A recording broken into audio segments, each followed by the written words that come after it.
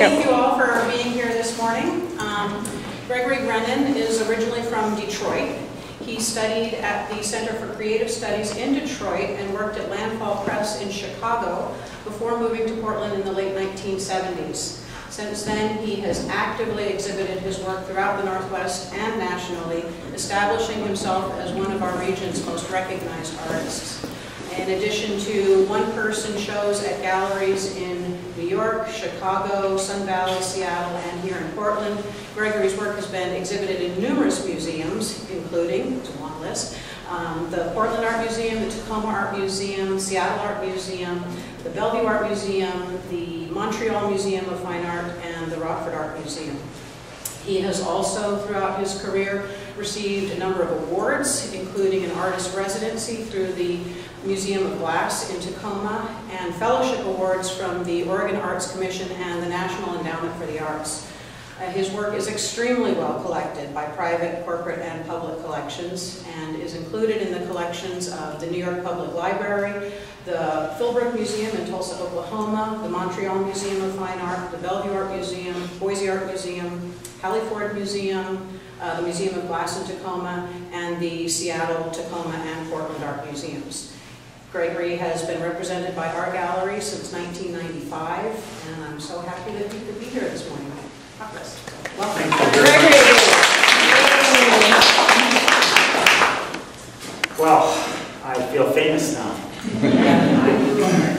Let's see. I want you to know that growing up in Detroit, I didn't know what I wanted to do as a kid. I wanted to be a baseball player, and I would play baseball all the time. And took, liberal arts classes, got into college, didn't feel like I fit until I hit this art school, and my first real art class was lithography, if you can believe that. Stone lithography. I learned how to grain stones, and my first teacher told me one thing that I never forgot. He said, "Don't ever call yourself a student. You're an artist from this day on, and you're going to learn something new every day, and you're going to teach by doing." And every time I do a painting, I'm teaching myself something, and I'm teaching everybody around me something about, well, figurative quality, and the head mostly, the background, the color. And I was thinking about this painting today. It's called "I Feel Bad, I Feel Terrible." And I was thinking about teenage girls. I grew up with three sisters who were teenagers. Then I had a teenager myself, 3 years at Grant High School, and she went to college. But living with a teenager is hell. I don't care if it's a girl or a boy. And when I finished that picture, I said, this is what this girl is thinking. It's probably something really small in her life, but she's, the whole world is, she feels like the whole world is watching her. Anyhow, I left Wayne State and the School of Arts and Crafts there in Detroit, moved to Chicago, worked at Landfall Press, and that was the best education I could ever get. I learned just by watching famous artists make prints. Every kind of artist you could think of. Of course, you're working your ass off at the same time every day, like 10 hours a day. But that's where I realized I wanted to be them. I wanted to be the artist. I didn't want to be the printmaker. I didn't want to be the teacher. I wanted to be the guy that made the pictures. And right around that time, 1973, is when I started painting on glass. And you wonder why somebody would ever want to do that. But that was 40 years ago. And I ran out of materials one day, and I was living in Detroit. It was a hot summer. I was having a cup of coffee. I picked up these old doors and window frames, and I said, I'm going to paint on these things. And because I'm having trouble painting anyhow. So I couldn't draw like I usually draw on canvas, but I just picked up some litho material, started drawing, and started painting. And the painting became a big pile of mud, just like it was on the canvas. Because I paint too fast, and sometimes I just I mess up the painting. And we've all been through that, and I felt just as bad as I did when I was painting on canvas. But then I said, turn the thing around. Turn the thing around, and I said, my God, that's what I was trying to paint in the first place. So I just kept painting and painting until my friends came and rescued me 11 o'clock at night and took me to the bar. And they said, what the hell are you doing? You know, it's like, I don't know what I'm doing, but I like it. It really bothers me. And you know, ever since then, every time I do a picture and I turn it around, it's like, God, I'm really upset. You know, it's like I really love it or I hate it, or it's like, but it's doing something to me. And if it's doing something to me, it's going to do something to other people. And that's what's kept me going. And the fact that every time I paint, I learn something new or some new trick about painting on glass. And I found out, I was at a show in New York not too long ago of people that paint on glass and work with glass. And every one of them painted differently than I do. And some only used 5 or 6 colors, some did put light behind it, some did this, some did that. And we all respected the way each other worked. And I just thought, you know, that made me proud that I've been doing this, and I just discovered it by accident. And I've been doing it for 40 years. And I'm alive, I'm paying my bills, and you know, you have to give up a few things when you're an artist sometimes, like a car or you know, a nice place to live. But it all catches up to you after a while. Another thing I'd like to say is, oh yeah, this book I was reading when I started, it's a biography, journals of Sylvia Plath. And this woman just, I mean, the stuff she says in this book just turned me on about what a woman feels. And I read it and read it and read it and read it, and I thought, if this woman had just stayed alive a couple more years, the hippies would have just loved her. You know, she would have been the queen of this place. You know? And it was really sad how it ended with her, but everybody, you know, I mean, the stuff that's in here is so inspiring, and I could just open any page, and I've underlined things, which are titles, but which are also things that inspire me, like, I will write like mad for 2 years, and things like that. Serve a dinner once a week, and lose my nervousness, and, you know, Tuesday morning, Thursday morning, and, you know, every page has some inspiration to it. Patti Smith is another person that inspires me. Since like 1975, I've been listening to her music, and just got to see her a couple of weeks ago, and that close. And as long as I could stand up and not look behind me, because it was just packed with people over there where she was performing, it was just the best concert you'd ever want to hear. Let's see, when I moved to Portland, I moved here to escape art, actually, 1976. I had a 58 Ford and a small trailer, and when I got here I had about $1.50 in my pocket, but I had some really nice friends that put me up. And as long as you have a couple of friends in your life, you can move on. They helped me get a job, and I said, I'm never going back there. You know, never going back to the Midwest. And about 4 years later, I got a show in 1979, and that started me on my way here. You know, I just thought, I'm gonna just, you know, work every day doing what I'm doing and see what happens. And you start selling your work, and I remember being in the first biennial in 1981, and I sold some work. I had enough money to pay my mortgage, and I thought, this might go somewhere, you know, and you never give up. Doesn't matter what's happening out there, how mean people can be to you. You don't give up. You're doing what you want and what's in your heart. I know my stuff's really emotional, and it bothers people, but you know, it bothers me too. And I guess that's why I like to show it to people. And I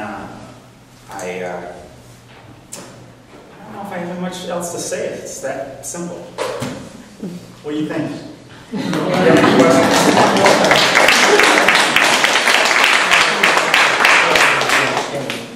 Are there any questions? Yes, sir. Is this, you're obviously a portrait painter, primarily, I'm guessing, and then is the horses, is this something a little new? Is this a new thing for you? I've always been inspired by the power of the horse and the donkey, or burro. They're scary, and they're so friendly and so nice to you, especially the donkeys. They come right over and they put their muzzle on your shoulder and like go like this to you. And my wife, Mary Josephson, who's also a painter, has had a horse, and I painted horses just because of that. I like the way they look, the power, the feeling they give you when you see them. I had several shows that were inspired by the horse. I did a whole screen that had like 36 horse pictures on it. And one time I had a show in Sun Valley there in Ketchikan, and it just happened to fall on the same weekend that they have Western Days, and they do this thing where they have a rendezvous. The whole state comes and camps out there from all over on their horses and donkeys, and they camp out, and then they have a parade, and they have literally 20 mule team borax truck, wagons, going down the street and turning this 90-degree angle at this corner. And there's something they have to do. They have to hitch it and hitch it and hitch it, and so they can do that. And to see that happen is amazing. And they only have horse-drawn vehicles in the parade. Got to see that twice. Once when Mary was having a show there, and once when I was having a show there. And my show, I had never heard of Western Days. I thought people were kidding. I said because I was having a show that had a lot of them. It had women, cowgirls, horses, and it was fantastic. I mean, the show did fantastic. There was, I thought, what a piece of luck this is. Real horse people that know horses and donkeys that are coming in here and looking at this show, and famous people drop by there all the time too, and buy stuff. And it's always great to have a famous person like Sheryl Crow come into the gallery and buy 2 of your paintings, or Ichiro, who's a famous baseball player, buy 1 of your paintings and put it in his brand new house and talk to the dealer and talk to the designers. And I didn't see this happen, but they said this. He wanted this picture of mine right at the end of the hallway because he wanted to see that picture when he walked out the door to go to work. And what does he do? He plays baseball, my favorite sport. And it was the best compliment I could ever have. And it was a big painting, like this big, of a woman, dark-haired woman in a beautiful dress, and she was walking towards you, and it was on 1-inch plexiglass. And it was, I can never forget that moment. Any more questions? What was the inspiration for the heart flowers? Is there a story? Actually, that's the way I paint flowers. I see. I mean, there's no big deal about it. Okay, because it so makes the painting. Thanks. I'm not very realistic, and I wanted the flowers to go with the other things. And the sky was a more different sky than I've ever done, and it was fun. A lot of the backgrounds in these paintings are different than the backgrounds I usually use. They're more muted, there's more browns and grays in them, and that was the biggest difference I saw in the show. I did a lot of ovals too for the show.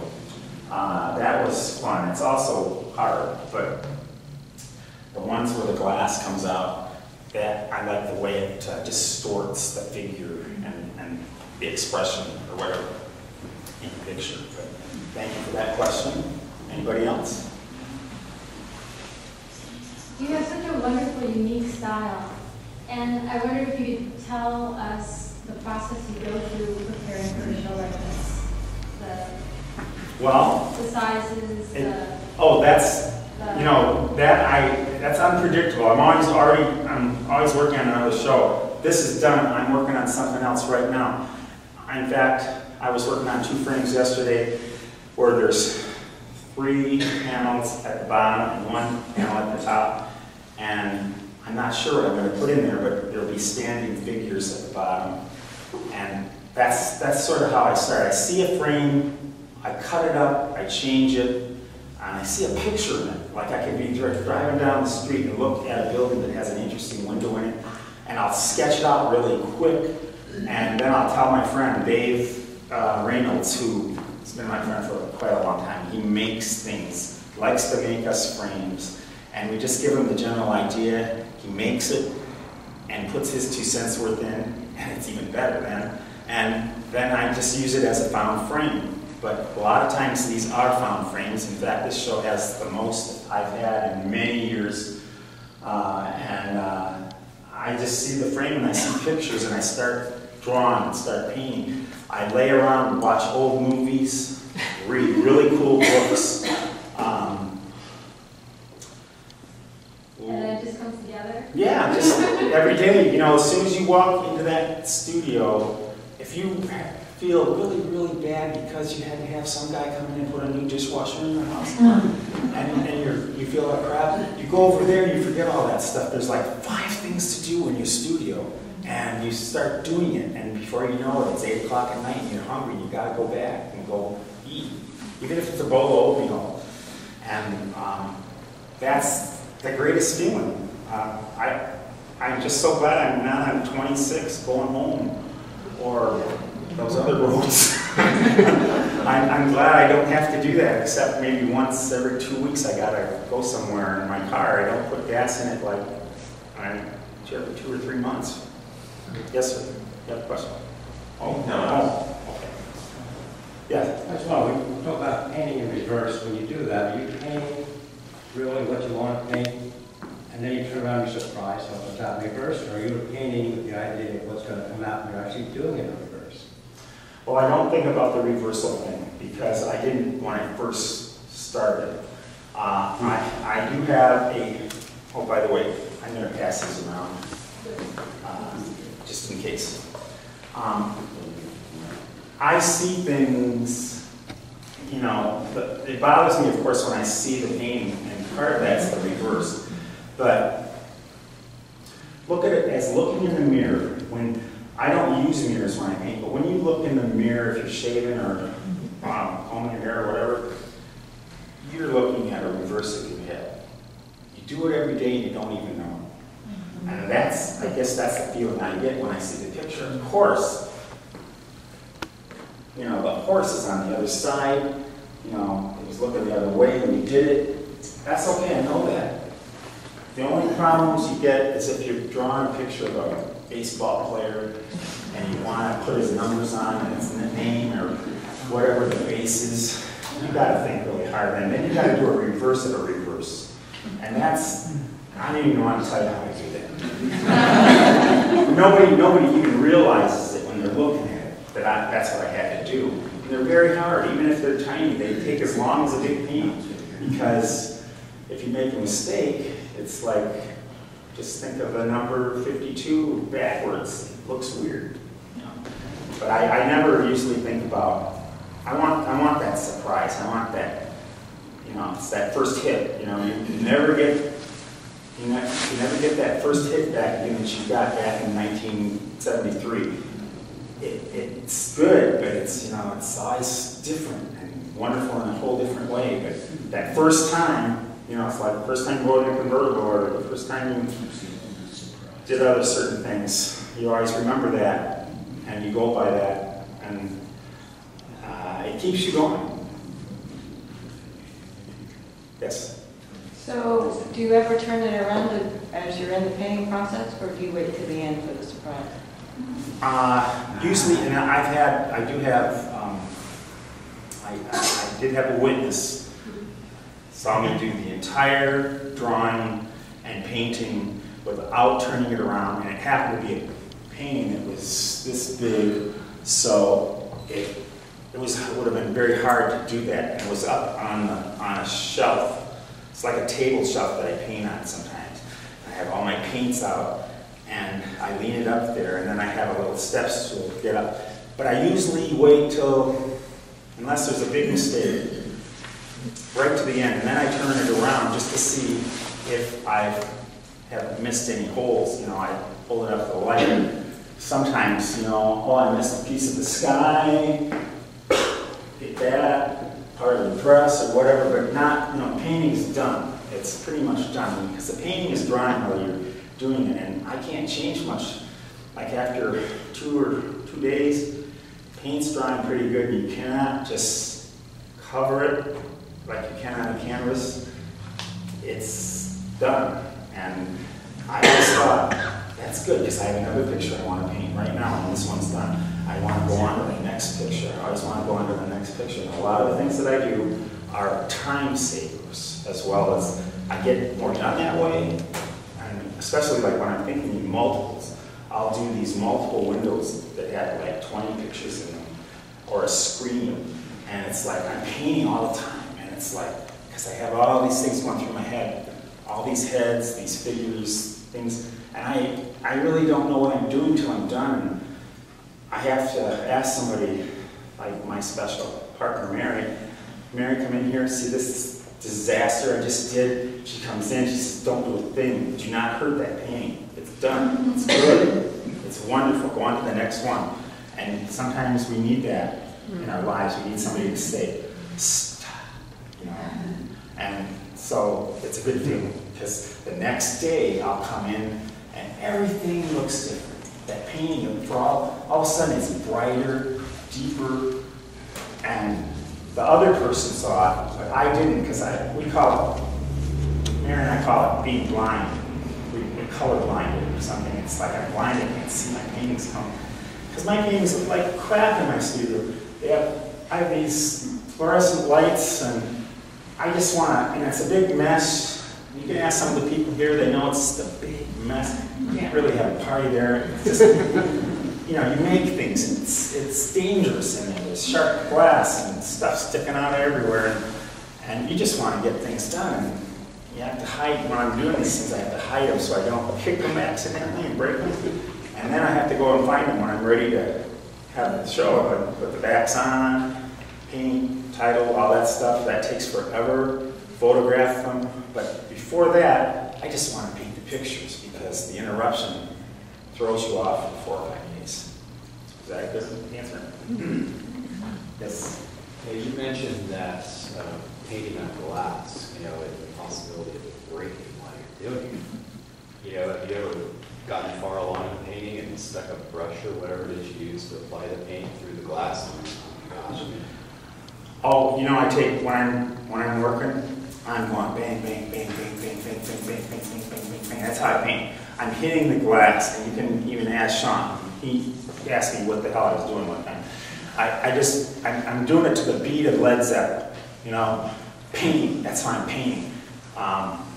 Yes, they break, not when I'm painting them, but one tipped over and fell on me and broke one time, because it was like this big.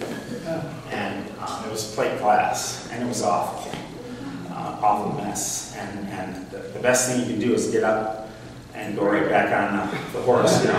I have to immediately clean that mess up. It's like tipping your brushes and your thinner over on the floor. You got to immediately clean that mess up and start over. And immediately have to clean that mess up, put another piece of glass in there, and start over, or you'll just feel bad for the rest of your life. But as far as breaking and stuff, it's like a lot of art. There's a lot of art that's breakable, and you have to treat it not like a window as much, but as a piece of art. It's to be treasured because you pay money for it, and you take care of it, and it should last forever. Some of these frames and windows and glass in the windows are over 100 years old in this show. How's that? Anybody else? Technical question. Have you mostly oil paint with brush, or do you use a little stick oil, or combination? I'll start with the litho crayons to draw with, as you would charcoal on a canvas, and you can erase it, add to it, You know, like the same way you work on a canvas or paper with charcoal, the litho, greasy litho materials work the same way. And then I just started applying the oil paint. And it's pretty much straight oil paint.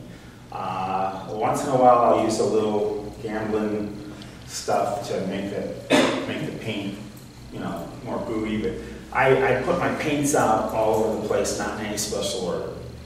Because I sort of left that behind. I didn't, you know, I didn't have a teacher that taught me how to do this. I just made it up. And that's how I do it, and it seems to work. The oil and the crayon work together, and if you look really closely, you can see the crayon in the background. A lot of it disappears when I paint, but it stays that way forever when it's done. Greg, how long a drying time is there with the oil on the glass? Drawing? Drying. Oh, drying, like 2 or 3 days. But the thing is, some colors don't dry for weeks. So some of these paintings, they might still be a little wet. I have 1 inch or less space behind every painting, and there's a piece of plywood, so the paint is protected. That's another time saver. I don't have to wait and apply varnish to that, or whatever they do in the other way of painting. I just put a back on it, and it's not touching the paint, and it's done. And I said I was going to do this.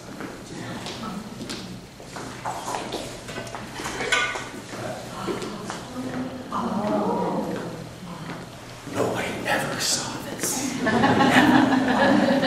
I sold this painting, so I have to not drop. There was a flower arrangement in this when I got it. I kept it, and I knew that I was going to do a painting. And I had a lot of fun. Anything that's glass, anything you can see through, plexiglass, vinyl, pocket watches, I'll paint on it. You know, it's just like a draw. My brother draw. Sure, saying this. Yes. Do you ever sell your paintings with the paint side out? I mean, do you do it have you ever done any intentionally? I've thought about it. Sometimes they're not too messy. They look kind of cool, but no.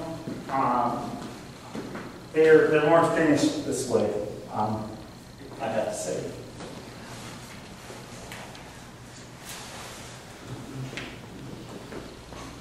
People always ask me that, and they ask me if I put light behind them and stuff, and I know this is my canvas, but it's different. Oh, it's neat to be different. It's hard, but it's a nice feeling that you're doing something somebody else isn't doing. You can go to any gallery in this town right now and tell me if there's more than 2 pictures of a human being on the wall. It's usually, you know, folded paper or flowers or whatever. This is what I do, and I do it. It's like the other road taken, the one that's not taken, and I'm really proud of that. I've been doing it for this long, and I feel really proud of that. And you know, people always ask me why I paint women, and this is why, to show that they exist, that they matter, and I've always thought that. Thank you very much.